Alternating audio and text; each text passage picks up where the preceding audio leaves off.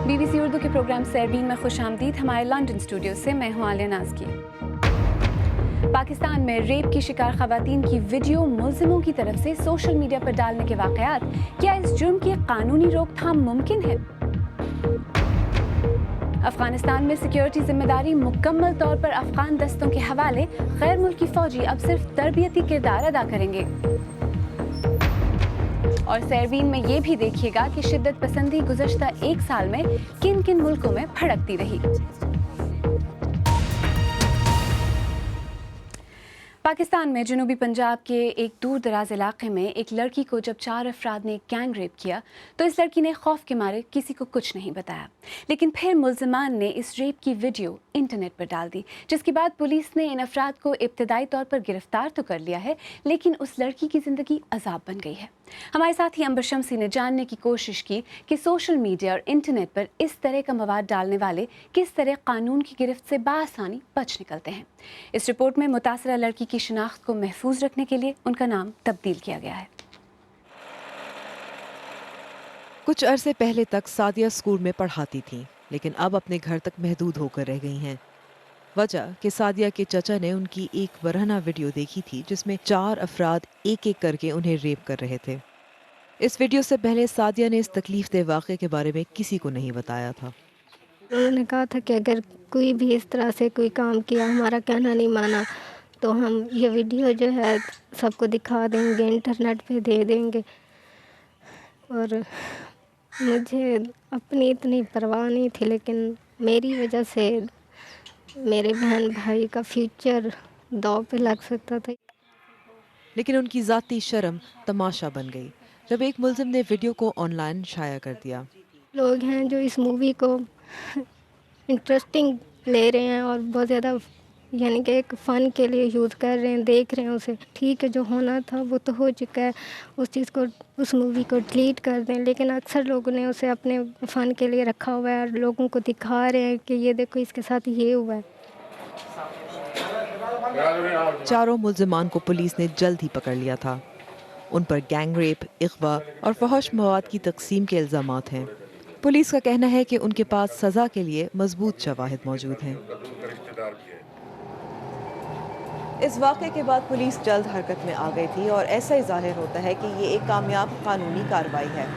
لیکن سعدیہ کی مشکلات ابھی ختم نہیں ہوئی. یہ ویڈیو اب بھی انٹرنیٹ پر موجود ہے اور ایسے توہین آمیز مواد کو ویب سائٹ سے اتارنے کے لیے پاکستان میں کوئی مخصوص قوانین موجود نہیں ہیں. یہ ویڈیو اس علاقے میں آگ کی طرح پھیل گئی ہے. ماہرین کا کہنا ہے کہ پاکستان کا قانونی نظام ٹیکنالوجی کی وجہ سے بدلتے معاشرے کے تقاضوں سے ہم آہنگ نہیں ہے. سائبر جرائم کے ایک تحقیق کار نے بتایا کہ انٹرنیٹ پر جنسی نوعیت کے جرائم میں اضافہ ہو رہا ہے. انٹرنیٹ چونکہ ایک امپورٹنٹ ٹیکنالوجی ہے، face books not our things, تو ہمیں ابھی تک ہم اس پہ کوئی کولیکٹیو تھاٹ اس کو ڈیولپ نہیں کر پائے. ہمارے پاس کوئی کنسنسس نہیں. سعدیہ کہتی ہیں کہ جب تک ملزمان کو سزا نہیں ہوتی انہیں چین نہیں آئے گا. لیکن سزا کے بعد بھی سعدیہ کی ساکھ پر لگے داغ کو مٹانا مشکل ہوگا. امبر شمسی، BBC نیوز، اسلام آباد. اس بارے میں سوشل میڈیا پر بھی خاصی بحث ہو رہی ہے. عتیق اللہ ہرنائی سے لکھتے ہیں، پاکستان میں قانون تو ہے لیکن اگر اس پر عمل درآمد ہوتا تو آج یہ دن نہ دیکھنا پڑتا. آپ کی مزید آراء پر نظر ذرا دیر میں ڈالیں گے. اور اسی تناظر میں ڈیجیٹل حقوق کے لیے کام کرنے والی تنظیم ڈیجیٹل رائٹس فاؤنڈیشن کی ایگزیکٹو ڈائریکٹر نکھت دات کے بقول سائبر قوانین کی عدم موجودگی میں کسی بھی ایسی خاتون کے پاس جس سے زیادتی کے بعد اس کی ویڈیو انٹرنیٹ پر ڈال دی جائے، ایسا کوئی طریقہ موجود نہیں کہ اس ویڈیو کو انٹرنیٹ سے ہٹوا سکے. نکھت دات نے لاہور میں نامہ نگار شمال جعفری کو بتایا، اس خاتون کے پاس کوئی لیگل ریمیڈی موجود نہیں ہے. پاکستان میں ہمارے پاس سائبر قوانین موجود نہیں ہیں. ایک ٹوٹا پھوٹا قانون تھا جو مشرف کے دور میں آیا تھا. وہ قانون جو تھا وہ 2009 میں جو ہے وہ ختم ہو گیا تھا، کیونکہ وہ آرڈیننس تھا، وہ اپنی میعاد پوری کر کے ختم ہو گیا خود بخود. ہٹانے کی حد تک یہ ہے کہ بات نہیں کی گئی، لیکن اگر کوئی ڈال دیتا ہے تو اس کو سزا کے لیے پاکستان میں کوئی قانون نہیں.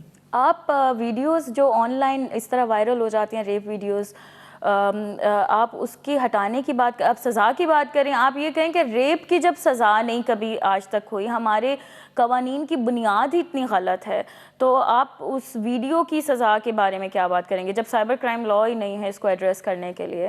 تو کوئی قانون نہیں ہے آپ نے بتایا، اور ایک مسودہ جو پارلیمنٹ کے پاس ہے وہ پارلیمنٹ تک نہیں پہنچا، کوئی پائپ لائن میں ہے کوئی مسودہ، وہ کیوں پارلیمنٹ تک نہیں پہنچا؟ کیا رکاوٹیں ہیں؟ کیونکہ یہ گورنمنٹ کے ایجنڈا میں ہی نہیں ہے، گورنمنٹ نے اس کو سر فہرست ہی نہیں رکھا ہوا ہے۔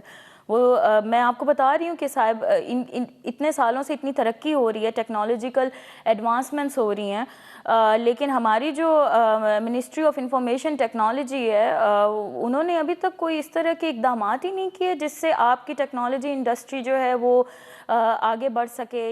تو اگر پاکستان میں انٹرنیٹ کے اوپر کوئی بندہ کوئی دہشت پھیلاتا ہے یا ہیٹ سپیچ کرتا ہے یا کسی کو اس طرح سے ٹارچر کرتا ہے یا ریپ جیسی ویڈیوز ڈال دیتا ہے، اس کے لیے کوئی سزا نہیں؟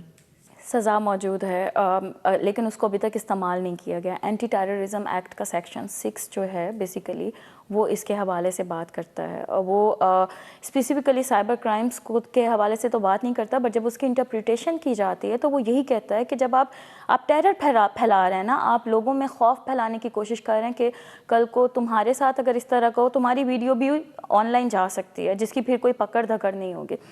قانون موجود ہے، اس کی امپلیمنٹیشن نہیں ہے۔ یعنی دہشت گردی کے قانون کے اندر ایک شق تو ہے لیکن اس پر عمل درآمد نہیں ہو رہا، اور کیا وہ ریپ کے کیسز کو بھی ڈیل کرتی ہے؟ جی، وہ ریپ کے کیسز کو بھی ڈیل کر سکتا ہے۔ اس کے علاوہ پاکستان پینل کوڈ کا سیکشن 509 جو ہے وہ بھی اس کو ڈیل کر سکتا ہے، اور میں وہی بات کر رہی ہوں کہ اس کی انٹرپریٹیشن کس طریقے سے کی جا سکتی ہے۔ نکھت کے ساتھ شمائلہ جعفری نے بات کی۔ آئیے اب اس بارے میں ہمارے سوشل میڈیا صفحات پر آپ کی مزید آراء پر نظر ڈالتے ہیں۔ عتیق ترین کوئٹہ سے لکھتے ہیں، ایک نہیں دن میں کئی ریپ ہوتے ہیں لیکن حکومت نے اب تک اسے بڑا مسئلہ نہیں سمجھا۔ ماجد خان بہاولپور سے لکھتے ہیں، سزا تو وہ لوگ دے سکتے ہیں جن کے ہاں قانون ہو، لیکن ہمارے ہاں تو قانون نام کی کوئی چیز ہی نہیں۔ اور فرزانہ طارق لکھتی ہیں، ان سب کا منہ کالا کر کے انہیں سر عام چھتر لگانے چاہیے۔ آئیے اب ایک نظر دیگر اہم موضوعات پر ڈالتے ہیں۔ انڈونیشیا کی فضائیہ اور سنگاپور کے جہازوں نے ملیشین کمپنی ایئر ایشیا کے لاپتہ ہونے والے مسافر طیارے کی تلاش آج دوسرے دن بھی جاری رکھی۔ انڈونیشیا کے امدادی ادارے کے سربراہ کا کہنا ہے کہ جہاز سمندر کی تہہ میں ہوگا، تاہم طیارے کے حادثے کے بارے میں کوئی ٹھوس شواہد ابھی تک سامنے نہیں آ سکے۔ یونانی جزیرے کورفو میں اطالوی کشتی کے عرشے پر آگ لگ جانے کے بعد ہیلی کاپٹر علاقے میں طوفانی ہواؤں کے باوجود امدادی کارروائیاں جاری رکھے ہوئے ہیں۔ آج صبح تک اس پر سوار کل 478 میں سے 356 مسافروں کو پہلے ہی نکالا جا چکا ہے، جبکہ 5 افراد ہلاک ہو چکے ہیں۔ حماس نے ان 37 یتیم بچوں کو امن کے لیے کام کرنے والوں کے ہمراہ اسرائیل جانے کی اجازت دینے سے انکار کر دیا ہے، جن کے والدین غزہ پر حالیہ اسرائیلی حملوں میں ہلاک ہو گئے تھے۔ ان بچوں کو اسرائیل کی آباد کی گئی بستیوں اور مقبوضہ علاقوں میں لے جایا جا رہا تھا۔ امریکی تاریخ کی طویل ترین جنگ کا اختتام کل باضابطہ طور پر کابل میں ہوا۔ ایک دہائی سے زیادہ عرصہ گزرنے کے بعد اب افغان فوج طالبان کے خلاف تنہا سفر شروع کرنے والی ہے، لیکن بیرونی فوجی امداد کے بغیر افغانستان کتنی دور تک پہنچ سکے گا؟ تفصیل کے ساتھ غضنفر حیدر۔ ایک نئی صبح، ایک نیا دن۔ افغان فوج کے لیے آج پہلا دن ہے جب وہ طالبان کا سامنا اتحادی فوج کے بغیر خود کریں گے۔ گزشتہ روز ملک کی سیکیورٹی کی ذمہ داری 13 سال بعد نیٹو اور اتحادی فوج نے مکمل طور پر ان کے حوالے کر دی تھی۔ اب 1 جنوری سے افغانستان میں بچے ہوئے غیر ملکی دستوں کا کردار افغان فوج کی تربیت اور مدد تک محدود ہو جائے گا۔ اتحادی فوج کے انخلاء کے ساتھ ہی ان کے مشن کی کامیابی کے حوالے سے کئی سوال اٹھ رہے ہیں۔ اتحادی فوج طالبان کا مکمل طور پر خاتمہ کرنے میں ناکام ہو گئی ہیں، اور اس سال طالبان کے حملوں میں مرنے والوں کی تعداد گزشتہ 10 سال میں سب سے زیادہ ہے، اور اب نیٹو کا موقف بھی اس جنگ کے حوالے سے تبدیل ہوتا دکھائی دے رہا ہے۔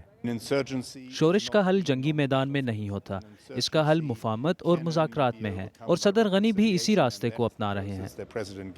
افغانستان سے اتحادی فوج کی واپسی ایک ایسے وقت ہوئی ہے جب سیاسی طور پر افغانستان میں بہت زیادہ غیر یقینی صورتحال پائی جاتی ہے۔ صدر غنی کے حلف لینے کے 3 ماہ بعد بھی اب تک نئی کابینہ کا فیصلہ نہیں ہو سکا۔ ان کی مخلوق حکومت کے شراکت دار عبداللہ وزارت داخلہ کے عہدے کی تعیناتی کے حوالے سے صدر غنی سے متفق نہیں ہیں۔ ایسے میں سوال کا جواب ابھی آتا باقی ہے کہ غیر مستحکم نظر آنے والی حکومت کے ساتھ ساتھ اتحادی فوجوں کا انخلا افغانستان کی مشکلوں میں مزید کتنا اضافہ کرے گا۔ Ghazanfar Haider, BBC news. اور اب ہماری ویب سائٹ کی ان خبروں کا ذکر جن میں آپ دلچسپی لے رہے ہیں۔ ملیشیا کی نجی ہوائی کمپنی کے لاپتہ ہونے والے مسافر طیارے کے بارے میں یہ خبر کہ جہاز شاید سمندر کی تہہ میں ہوگا آپ سب سے زیادہ پڑھ رہے ہیں۔ اس کے علاوہ انڈین بلے باز وراٹ کوہلی کو آسٹریلوی کھلاڑیوں کی جانب سے بگڑا ہوا بچہ کہنے کی خبر بھی آپ خوب پڑھ رہے ہیں۔ BBC اردو کے پروگرام سیربین میں آگے چل کر دیکھیے گا کہ بیتے سال میں شدت پسندی نے کن کن ملکوں میں کیا ظلم ڈھائے، اور یہ بھی سیربین کا حصہ رہے گا کہ پچھلے سال میں شوبز کی دنیا میں کن خبروں کی گونج رہی۔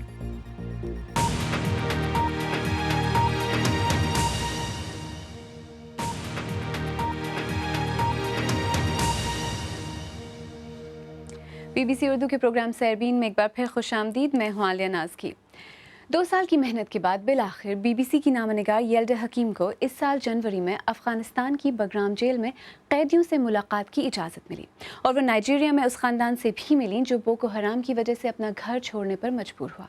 اب ہم یلڈا حکیم کی جانب سے رپورٹ کی گئی انہی خبروں پر ایک نظر ڈالتے ہیں۔ آئیے اس سلسلے کا پہلا حصہ دیکھیں جسے پیش کر رہی ہیں ہنیا علی۔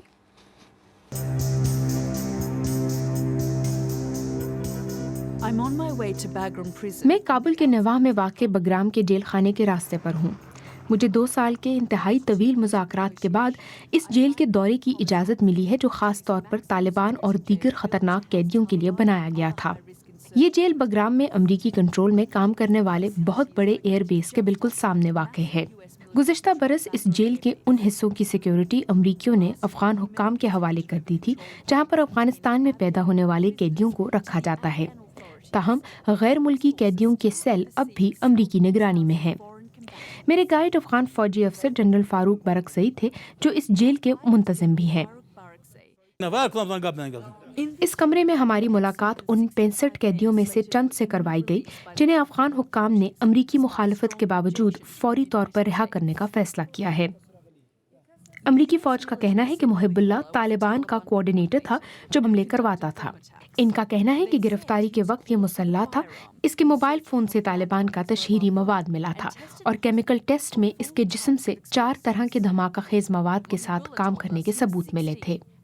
محب اللہ کا کہنا ہے کہ وہ صرف ایک چرواہا ہے اور اس وقت اس کی عمر 16 برس تھی۔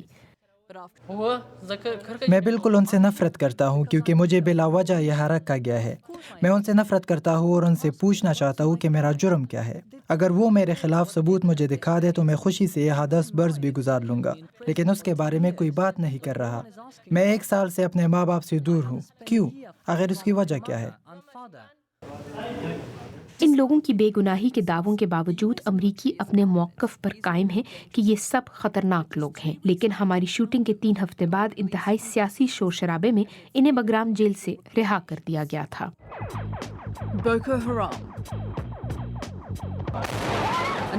اس سال اپریل سے پہلے کم ہی لوگوں نے ان انتہائی متشدد اسلامی انتہا پسندوں یا ان کے ولولہ انگیز لیڈر ابو بکر شکاوت کا نام سنا تھا، لیکن 200 سے زیادہ طالبات کے اجتماعی اغوا کے بعد صورتحال یکسر بدل گئی۔ نعرہ ہماری لڑکیاں واپس لاؤ بین الاقوامی نعرہ بن گیا۔ ہم ایک بار ان کے سامنے شرمندہ ہوئے جب ہم ان کا اغوا نہیں روک سکے، اب ہم ان سے دوسری بار شرمندہ نہیں ہو سکتے۔ بورنو کی ریاست کبھی امن کا گہوارہ کہلاتی تھی، لیکن یہ خطاب اب مضحکہ خیز لگتا ہے۔ میں ملک کے شمالی شہر کدونا میں ایک ایسے خاندان سے ملنے جا رہی ہوں جو 7 ماہ پہلے گھر چھوڑنے پر مجبور ہوئے تھے۔ ان کا شمار ملک کے ان 6.5 لاکھ افراد میں ہوتا ہے جو اقوام متحدہ کے مطابق اس لڑائی کی وجہ سے اپنا گھر چھوڑ کر نئی جگہ منتقل ہونے پر مجبور ہوئے۔ نامعلوم لوگوں نے شہر پر حملہ کر کے معصوم لوگوں کا قتل عام شروع کر دیا۔ وہ مارکیٹوں پر حملے کرتے اور سینکڑوں کو ہلاک کر دیتے تھے۔ صورتحال بالکل قابو سے باہر تھی۔ وہ گاؤں گاؤں ایسا ہی کر رہے تھے۔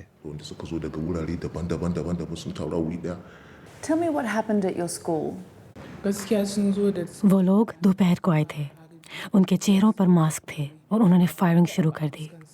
ہم نے زمین پر گر کر بچنے کی کوشش کی لیکن انہوں نے اسکول کے دروازے توڑنا شروع کر دیے.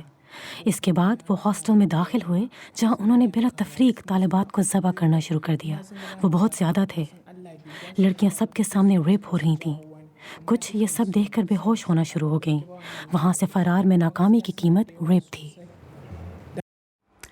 افغانستان اور نائجیریا سے اس سال کی گئی یلد حکیم کی رپورٹس کا پہلا حصہ، اور دوسرے حصے میں کل کے سیربین میں آپ کو لے چلیں گے عراق، جہاں خود کو دولت اسلامیہ کہنے والے شدت پسند گروہ سے بچنے کے لیے رواں سال ملک بھر میں ہر روز سینکڑوں کی تعداد میں تھکے ہوئے اور پریشان حال عراقی اپنے گھر چھوڑ کر کیمپوں میں پناہ لینے پر مجبور ہو گئے.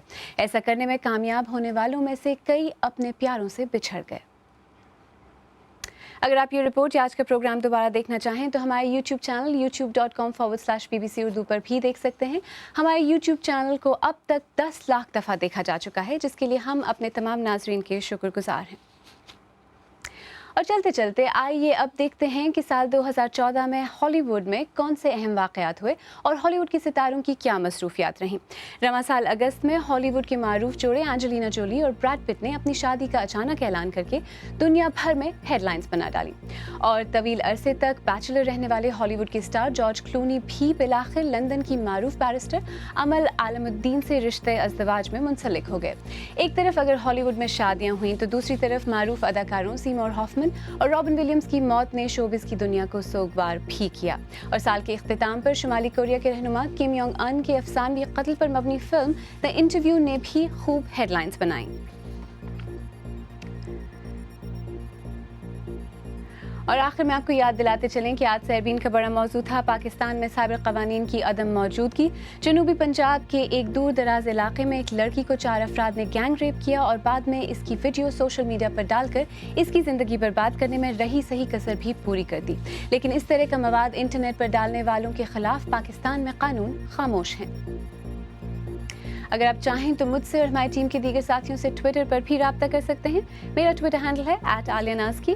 اس کے ساتھ ہی سیربین اختتام کو پہنچا. پروگرام میں پیش ہونے والے موضوعات پر اگر آپ اپنے خیالات کا اظہار کرنا چاہیں تو فیس بک پر ہمارا صفحہ حاضر ہے. آپ ہمارے ٹویٹر ہینڈل @BBC اردو کے ذریعے بھی ہم سے رابطہ کر سکتے ہیں. کل پھر حاضر ہوں گے. تب تک تازہ ترین خبروں، تجزیوں، تبصروں، تصاویر اور ویڈیوز کے لیے ہماری ویب سائٹ bbcurdu.com دیکھتے رہیے. آلیہ ناز کی کو اب اجازت دیجیے.